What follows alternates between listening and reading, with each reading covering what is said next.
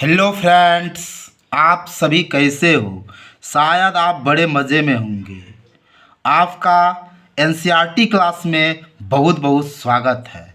आज मैं आपके लिए क्लास 10th का मैथ का एक्सरसाइज 3.5 का 4 नंबर का सवाल लाया हूँ। देखिए हमारा 4 नंबर का सवाल में क्या कह रहा है कि एक छात्रावास है, एक हॉस्टल है का मासिक व्यय यानी महीना का व्यय का एक भाग नियत है। नियत मतलब क्या होता है? जो घटता बढ़ता नहीं है। और शेष इस बात पर निर्भर करता है कि छात्र ने कितने दिन तक भोजन लिया। ठीक है, जब एक विद्यार्थी ए को जो 20 दिन तक भोजन करता है, समझिए सवाल को, और 1,000 रुपया छात्रावास में व्यय करता है, वो छात्रावास को देता है। ठीक है, अब जबकि एक विद्यार्थी बी को जो 26 दिन भोजन करता है, छात्रावास के लिए व्यय के लिए 1180 रुपया अदा करना पड़ता है। तो हमारा सवाल में देखिए क्या करता है, नियत व्यय आपको निकालना है। नियत व्यय और प्रतिदिन भोजन का मूल्य, ये देखिए आपको निकालना है। ये नियत व्यय और प्रतिदिन भोजन का मूल्य आपको निकालना है। तो देखिए आप इसको कैसे बनाइएगा। सबसे पहले आप नियत व्यय को मान लीजिए। आप जब इसका सॉल्यूशन कीजिएगा ना, जब आप इसका सॉल्यूशन कीजिएगा तो आप क्या कीजिएगा, सबसे पहले नियत व्यय को मान लो। नियत व्यय x रुपया, क्योंकि मैथ में देखो जो चीज़ आपको निकालना है ना उसको मान लीजिए। तो नियत व्यय को आप मान लो। नियत व्यय क्या हुआ आपका, x रुपया, ये मान लिए ना। और आप क्या मान लोगे, ध्यान देना। और प्रतिदिन भोजन का मूल्य, प्रतिदिन मतलब डेली है ना, और प्रतिदिन के भोजन का मूल्य, प्रतिदिन के भोजन का मूल्य आप y रुपया मान लीजिए। ये आपने कितना माना, y रुपया। यहाँ तक आप समझ गए ना। नियत व्यय को x टका मानना और डेली का भोजन का मूल्य को y टका मानना। अब देखो आप सबसे पहले समीकरण बना लो, क्योंकि जब तक आपका समीकरण नहीं बनेगा सॉल्यूशन नहीं होगा। देखो यहाँ क्या करता है, यहाँ देखिए एक विद्यार्थी ए है ना, 20 दिन भोजन करता है, 1,000 रुपया देता है। देखो इस जगह ए 20 दिन भोजन करता है। तो एक बात आप ध्यान रखना कि नियत x टका तो नियत है, x रुपया तो नियत है। ठीक है, अब ये 20 दिन तक भोजन करता है, तो एक दिन भोजन करेगा तो y टका लगेगा, तो 20 दिन भोजन करेगा तो 20y होगा। तो ये x में प्लस हो जाएगा 20y। तब इसको कितना देना पड़ा, 1,000 रुपया। तब बराबर क्या हो जाएगा, 1,000 रुपया। समझ रहे हैं, ध्यान से समझिए। एक बार फिर इसको इक्वेशन को समझिए कि देखिए ए विद्यार्थी जो है यह 20 दिन भोजन करता है, 1,000 रुपया हॉस्टल वाले को दे रहा है ना, हॉस्टल में दे रहा है। तो नियत x रुपया तो पहले लगेगा ही, और फिर पर डे y टका। तो 20 दिन वो किया तो 20y हो जाएगा, और ये दोनों का जोड़ क्या हो जाएगा, 1,000 रुपया हुआ। ठीक है, इसको आप समीकरण फर्स्ट मान लो। अब देखो जरा सा, अब दूसरा देखो क्या है कि एक विद्यार्थी बी है, एक विद्यार्थी बी है ना, ये 26 दिन तक भोजन करता है और 1,180 रुपया दे रहा है। समझिए, तो x टका जो नियत है, ये जो आपका नियत है, ये x टका तो आपको लगेगा ही भाई। अब देखिए 26 दिन, तो एक दिन प्रतिदिन y टका, एक दिन का y टका, तो 26 दिन का क्या होगा, 26y। दोनों को जोड़ दो, x जोड़ 26y, तब ये दोनों मिलाकर आपका कितना लेगा, देखिए 1,180 रुपया। ठीक है, अब ये देखिए आपका दूसरा समीकरण बन गया। यहाँ तक आपको शायद कोई प्रॉब्लम नहीं हुआ होगा। अब इसी की मदद से आपको नियत व्यय निकालना है और प्रतिदिन भोजन का मूल्य निकालना है। तो देखो आपके पास समीकरण बन गया। अब आप इसको किसी भी विधि से सॉल्व कर सकते हो, और हमारे बुक में, एनसीईआरटी बुक में भी दिया है कि आप किसी विधि से इसको बना सकते हो। चाहे प्रतिस्थापन विधि से बनाओ, चाहे ब्रज गुणन से बनाओ, चाहे विलोपन से बनाओ, जैसे भी हो आपको x और y का वैल्यू निकालना है। तो देखिए आपका सबसे इजी क्या होगा। अब इजी देखिए क्या होगा, आप 1 में 2 को घटा दीजिए। देखिए आपको इजी क्या होगा, 1 में 2 को आप घटाइए, यानी समीकरण 1 में आप 2 को घटा दीजिए। 1 में 2 को आप क्या कीजिएगा, माइनस कर दीजिए। समझ रहे हैं, देखिए माइनस करके दिखा रहे हैं आपको, x प्लस 20y। आप ध्यान से समझो बच्चों, ये आपका पहला समीकरण है।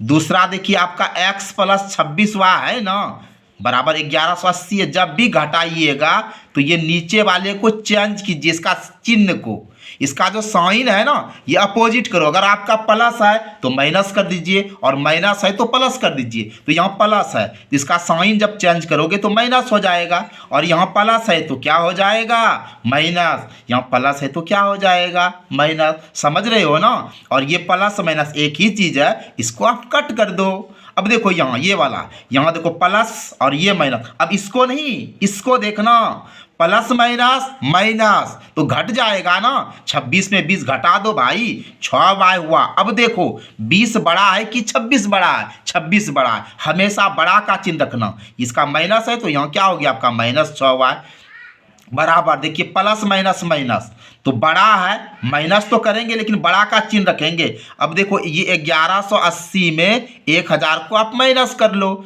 0 8 और 1 यानी आपका हो गया 180। अब देखो इधर भी माइनस इधर भी माइनस, खत्म हो गया ना। बचा क्या, 6y बराबर 180। समझ रहे हो ना। अब देखो ये आपका यहाँ गुना छिपा, इसको आप कटा सकते हो इससे 6 से, 6 3 18 30 बार में कट गया। तो आपका भाई y बराबर क्या हो गया, 30 हो गया। यानी y आपने क्या माना, प्रतिदिन भोजन का मूल्य जो है ये आपका निकल गया कितना, यानी प्रतिदिन, यानी डेली वाला जो है प्रतिदिन के भोजन का मूल्य y माने हो ना, ये आपका कितना निकला, 30 निकला। तो यानी 30 रुपया निकल गया। अब देखो हम लोग को x चाहिए, हम लोग का जो ये नियत व्यय है, ये देख रहे हो नियत व्यय, ये जो नियत व्यय देख रहे हो ना, ये x निकालना। तो कैसे निकालोगे, अब आप समीकरण 1 में या 2 में किसी में भी वैल्यू रख दो, आपका काम हो जाएगा। तो हम समीकरण 1 में ही रख देते हैं। देखो समीकरण 1 में y का मान रखिए आप। समीकरण 1 में y का मान रखने पर, अब देखिए समीकरण 1 आपका क्या है, यही ना है, ये लिख दीजिए पहले। अब देखिए लिख देते हैं, ये x प्लस 20y बराबर 1000 है। देखिए समीकरण 1 यही ना है, देखिए ये है ना। अब इसमें आप क्या कीजिएगा, ये y का वैल्यू रखिए। देखिए रखते हैं, देखिए ध्यान से, ये x है जोड़ 20 गुना y आपका कितना निकला है, 30 निकला है ना।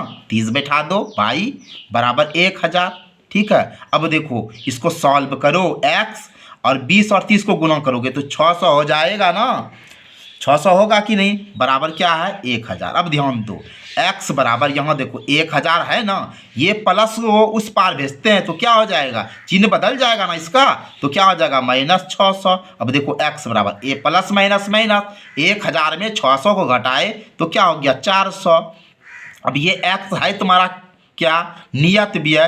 तो आप लिखिए नियत व्यय, x माने है ना। आप देखिए आप नियत व्यय को क्या माने हैं, नियत व्यय को आपने क्या माना, x माना है, और x आपका कितना निकला, ये 400 निकला ना। तो नियत व्यय आपका क्या हो गया, 400 रुपया। अब हम आगे बढ़ते हैं। अब देखो हमारा नेक्स्ट सवाल क्या, एक भिन्न 1/3 हो जाता है। ये भिन्न आपका 1/3 हो जाता है, बहुत अच्छी बात है। जब उसके अंश में 1 घटा दोगे, समझिएगा, और फिर वह 1/4 हो जाता है जब उसके हर में 8 जोड़ दोगे तो वह भिन्न ज्ञात कीजिए। देखिए आपको भिन्न निकालने का आ रहा है। देखिए एक बात आप ध्यान रखो कि मैथ में जो भी चीज़ आपको निकालना रहे भाई उसको मान लो आप पहले। तो देखो सबसे पहले हम मान रहे हैं, क्या मान रहे हैं, भिन्न। तो भिन्न बराबर हम मान लिए x/y, ठीक है, x/y भिन्न मान लिए। ये ऊपर वाला जो है ना ये अंश है और नीचे वाला आपका क्या है, हर है। आपने भिन्न मान लिया ना। अब देखिए आपका जो अकॉर्डिंग टू क्वेश्चन कहता है, जो आपका प्रश्न कहता है, आप उसको कीजिए। अब देखिए क्या कह रहा है कि भिन्न 1/3 हो जाता है लेकिन अंश में 1 घटाओगे। आपका देखो भाई अंश क्या है, x है ना, अंश में 1 घटा दो। चलो अंश x है, देखो यहाँ हम लिख भी देते हैं, अंश बटे हर, यानी आपका x अंश हुआ और y आपका हर हुआ। अब कहता है कि अंश में एक घटा दो, यानी x में एक घटाने का रहा है, मैं अपने मन से नहीं कर रहा हूं भाई, अंश में एक घटा दिए।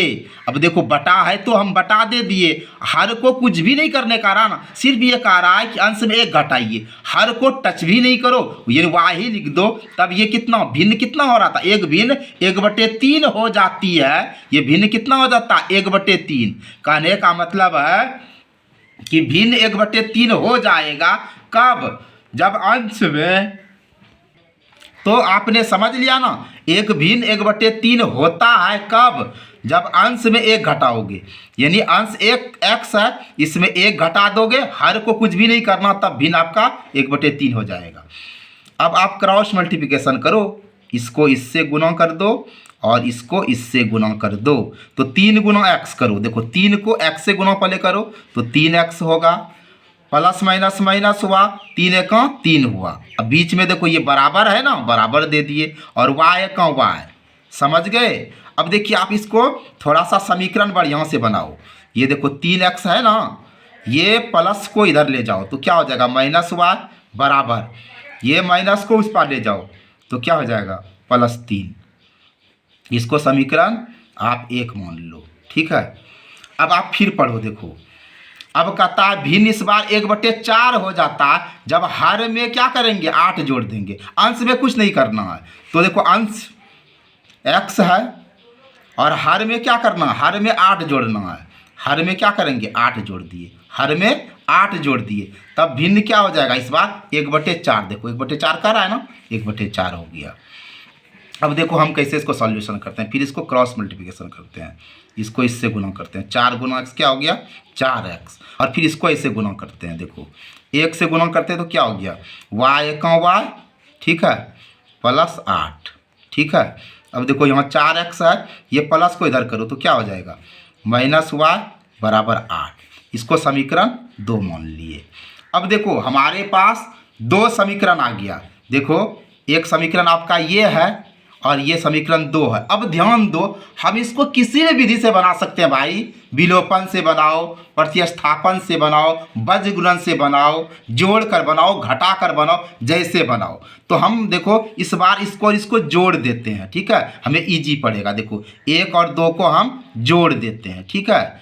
देखो हम इस जगह दोनों समीकरण लिखते हैं, देखो ये पहला समीकरण हमारा क्या है 3x -y बराबर 3 है ना, और देखो दूसरा समीकरण ये है, लिख दिए इस जगह 4x -y बराबर 8, ठीक है, ध्यान से समझिए। अब हम क्या कर रहे हैं, इसको जोड़ रहे हैं, इसको क्या कर रहे हैं जोड़ रहे हैं, जोड़ देते हैं, ठीक है। तो जोड़ जब जोड़ने से होगा, नहीं घटाने से होगा भाई, जोड़ने से नहीं होगा, घटा दीजिए, घटा दीजिए आप, जोड़ने से नहीं होगा, घटाने से होगा, घटा दीजिए, 1 में 2 को घटा दीजिए। अब इसको हम घटा रहे हैं, जोड़ नहीं ना घटा रहे हैं, घटाएंगे तो चिन्ह बदलेगा ना, इसका प्लस है तो क्या हो जाएगा माइनस, इसका माइनस है तो क्या हो जाएगा प्लस, इसका प्लस है तो क्या हो जाएगा माइनस। अब देखो यहाँ प्लस माइनस क्या हो जाएगा माइनस, 4x में 3x घटा तो 1x होगा ना, 1 लिखाता नहीं है यानी x लिखाएगा, ये बड़ा है तो चिन्ह क्या हो गया इसका माइनस हो गया, और ये प्लस माइनस, देखो यहाँ माइनस है यहाँ प्लस है, एक ही चीज़ कट गया।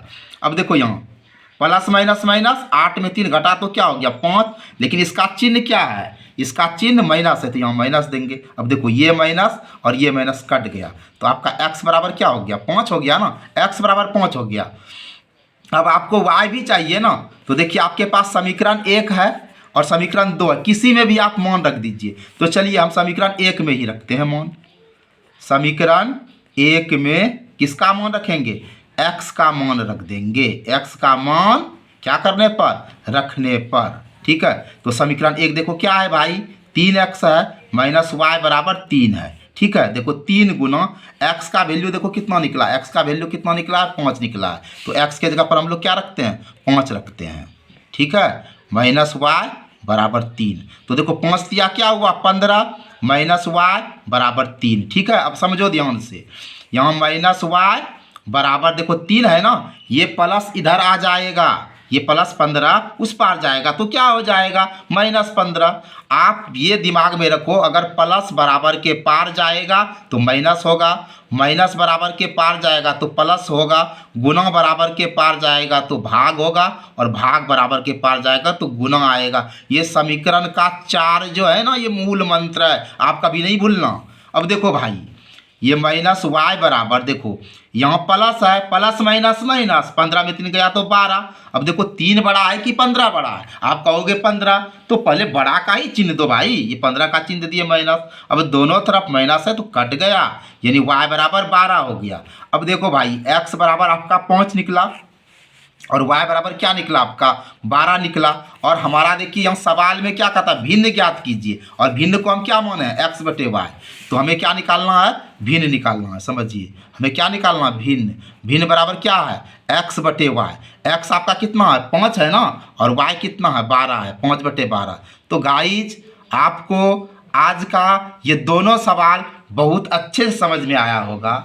अगर आपको सही मायने में सवाल समझ में आया होगा तो आप मेरे चैनल को सब्सक्राइब करेंगे, इस वीडियो को शेयर भी करेंगे। अगर आपको वीडियो सही में पसंद आया होगा तो लाइक भी करेंगे, और मैं आपके लिए नित्य वीडियो बनाया करूंगा ताकि आपका मैथ का झंझट खत्म हो जाए, और ये जैक बोर्ड वाले के लिए काफ़ी उपयोगी साबित होगा। तो गाइज, अब हम आपको बाय बाय करते हैं। जय हिंद, जय भारत।